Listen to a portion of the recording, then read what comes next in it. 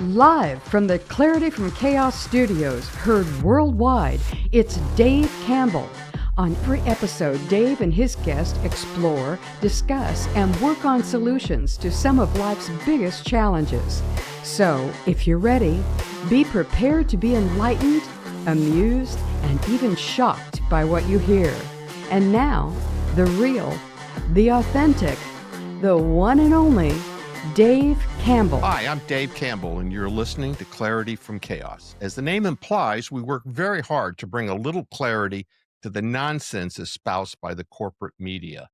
On this edition, we're extremely pleased to have back on Clarity the author of the new book, Defiant, Inside the Mar-a-lago Raid and the Left's Ongoing Lawfare, Christina Bobb. Christina is an attorney in Washington, D.C., with an emphasis on national security law. She's worked as an investigative reporter, former television show host and correspondent on OAN, and she began her legal career in the U.S. Marine Corps, serving as a defense counsel representing Marines and sailors in court-martials and administrative separation hearings. She served several tours overseas, including the Helmand province in Afghanistan and Stuttgart, Germany.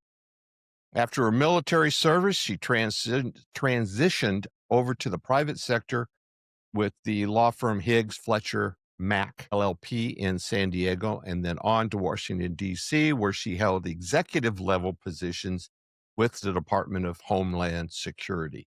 She is also the author of a book titled In the Stealing Your Vote, the inside story of the 2020 election and what it means for 2024. She now works as an attorney for Judicial Watch, where her practice focuses on exposing government corruption. Welcome back, Christina.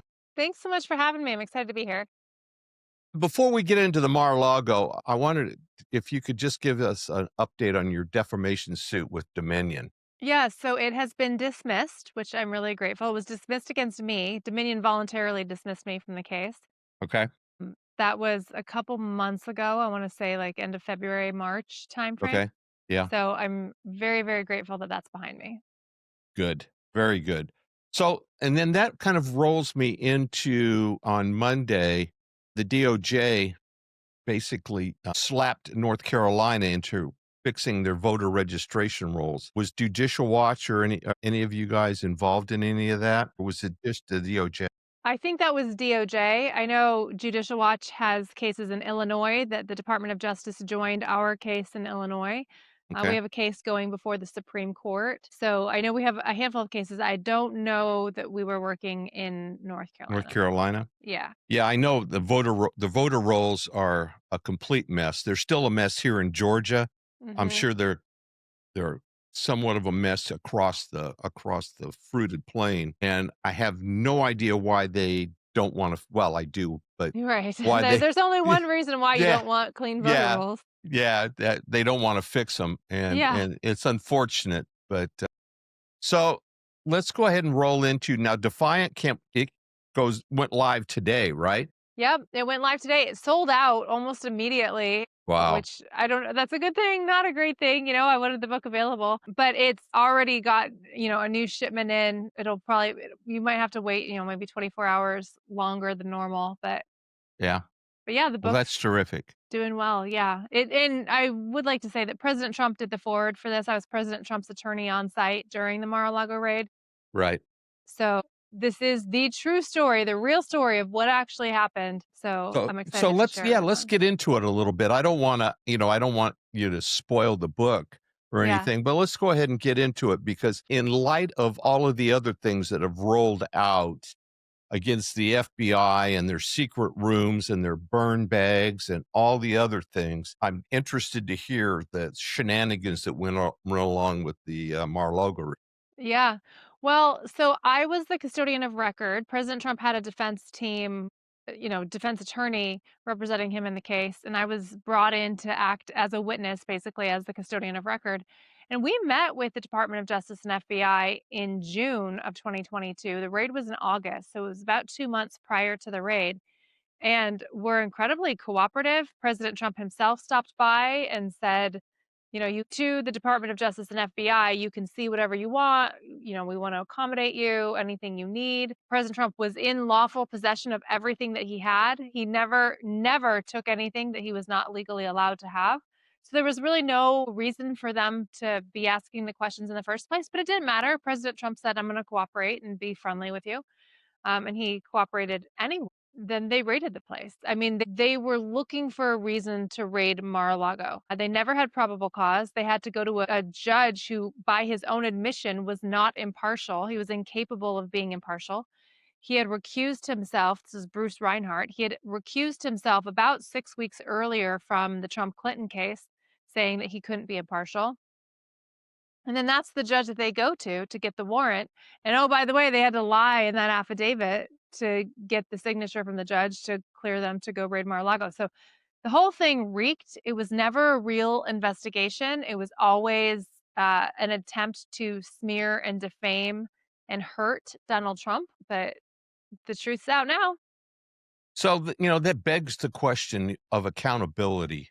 Yeah. Christina, like you said, the judge was improper. All of these actors were above all over the place. And what shields them from accountability? I guess that's my biggest question because, I, as a little person out here in the flyover country or whatever you want to call it, we want accountability. We want people, because if we had done something like that, we'd be in jail. We'd be like the January 6th people. We'd be in jail for months waiting on stuff. And these guys just do this crap and walk away from it.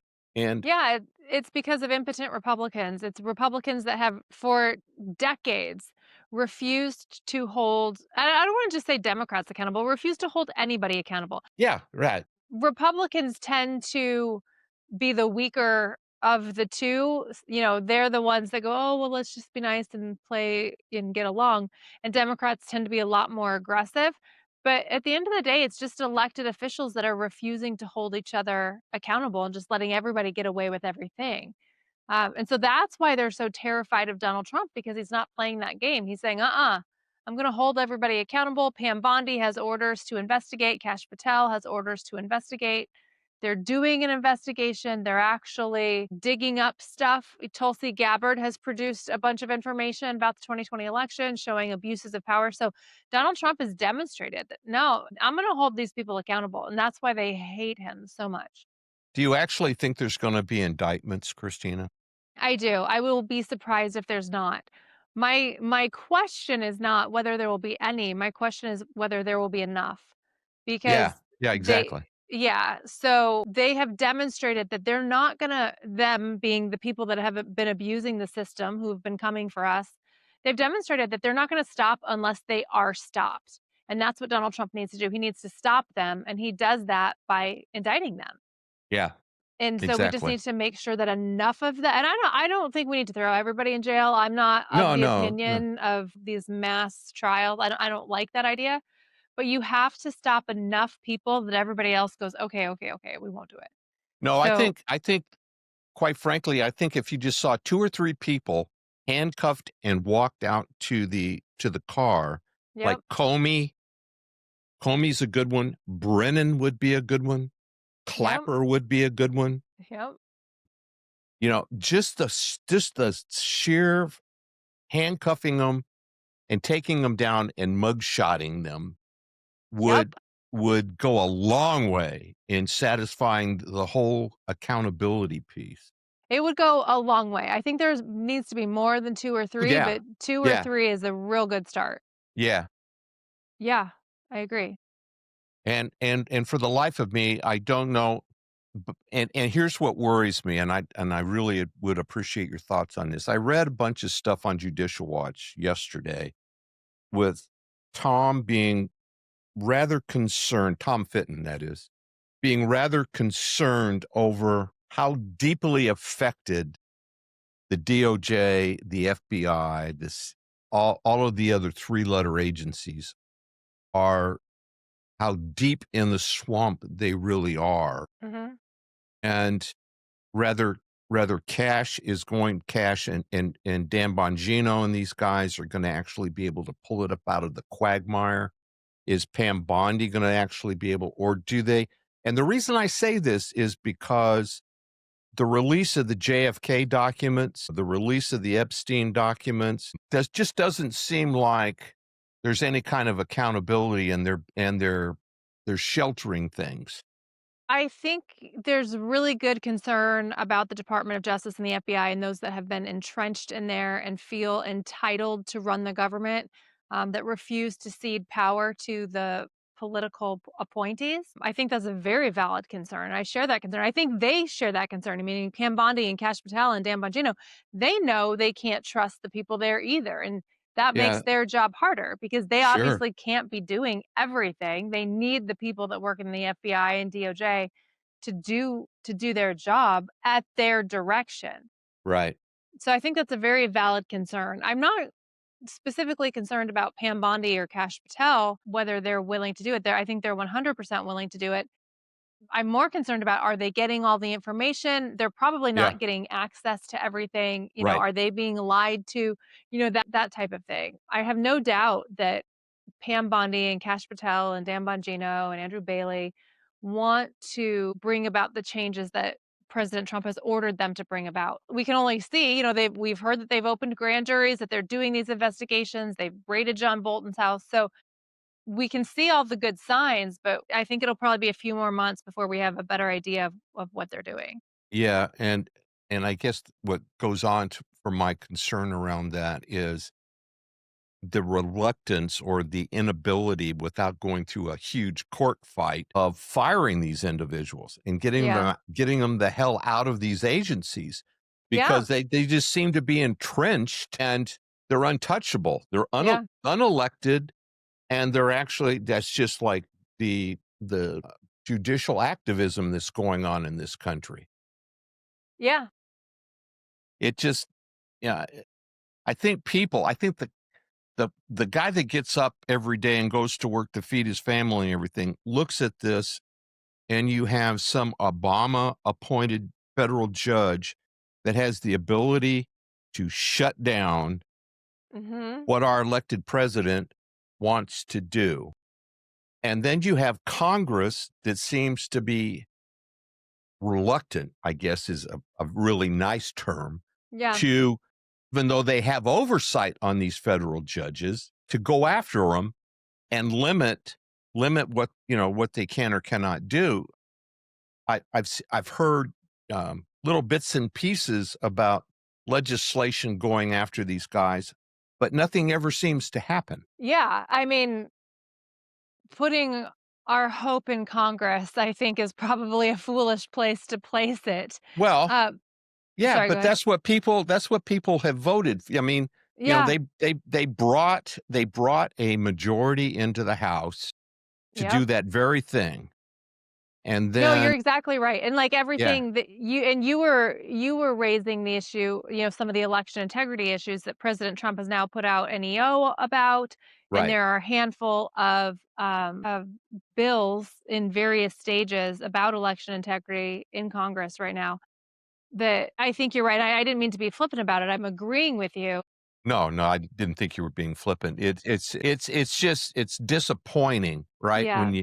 When you sit at home and you look at this stuff and you go, shit, you know? That's the best way to describe it. Yes, Yeah, that's what it is. It's a bunch yeah, of shit. yeah, And if you think about it, I think the public spoke very clearly. Republicans now control the House, the Senate, the Supreme Court, the executive branch, a majority of governors' mansions in all 50 states, a majority of attorneys generals in all 50 states, a right. majority of houses in all 50 states, a majority of senates in all 50 states.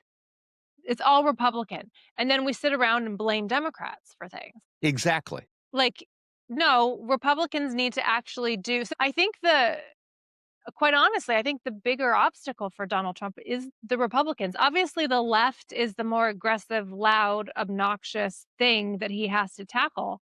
But the obstacles in front of him from tackling that are Republicans.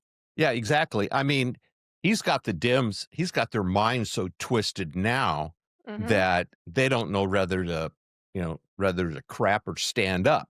They Yeah. don't they don't know what to do, and it's obvious. You just sit there and listen to them, and they're bouncing off the walls. The problem, as you just stated, is with a vast majority across the country of Republicans, there's no movement. There's nothing other than the force that is Donald Trump. Not much else is happening. I mean, his sheer personality has gotten us to where we're at now 100%. 100%. because I can't look at any leadership in the House that said, damn the torpedoes, full speed ahead. Nobody in the Senate is damn the torpedoes, full speed ahead. Hell, they can't even get the nominations across the finish line. Well, they could. They're choosing not to, Wow. right? Exactly. Exactly. And I think that's where the consternation. Yeah, and I think, it's easy to kind of frame this fight as Republican versus Democrat, but it really truly is the swamp slash the political class Right. slash the establishment versus the American people. That is Right. the more accurate Right. description of it. And Republicans are part of that. Yeah. Not all of them. No. I think from what I can tell, and I don't know, maybe you have a better idea, but from what I can tell, I do think all of the Democrats are part of it. I don't know any Democrats that have broken away. No, Demo- no, yeah, they've all swallowed the Kool-Aid. they have they don't break rank. They No. stick together. They're all part of the establishment. Republicans have broken away a little bit, but you still have the core of, the old guard that continues to play that game. I think Donald Trump has done amazing work cleaning it out. I mean, how many MAGA members of Congress do we have now when we had none 8 years ago? So it's really good. It's going in the right direction. It needs to go faster, but at least it's Yeah, I going. mean, yeah, they've had both parties have had a long time to get us to where we're at now. The whole fact, I would love to see Musk come back and lead another charge with Doge, but the Mhm. simple fact that they uncovered all the things going on with USAID Yeah, that's huge. and they haven't codified any of it yet. And I mean, we're talking billions and billions of dollars for absolute silliness.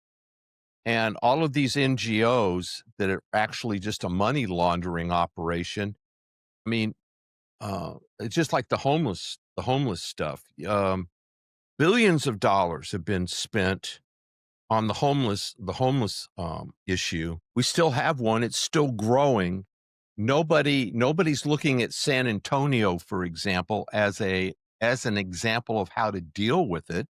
And they have a perfect model that they've been doing now for several years. And I never hear it mentioned. And that's a partnership between private and government and Yeah. everybody else, and it's working just fine. And then you have like tunnels to towers Yeah. that's pulling the vets off the street, thank God. But then you have somebody like Newsom in California that has spent billions of dollars with no accountability. We hear Oh, about, yeah. Well, I don't know how closely you're tracking California, but Spencer Pratt, do you know who he is? Have you been yeah, following him? I cannot believe that I follow Spencer Pratt, but I'm loving his social media. I mean, he's become like one of maybe the best reporter in California right now. I mean, his house was burned to the ground.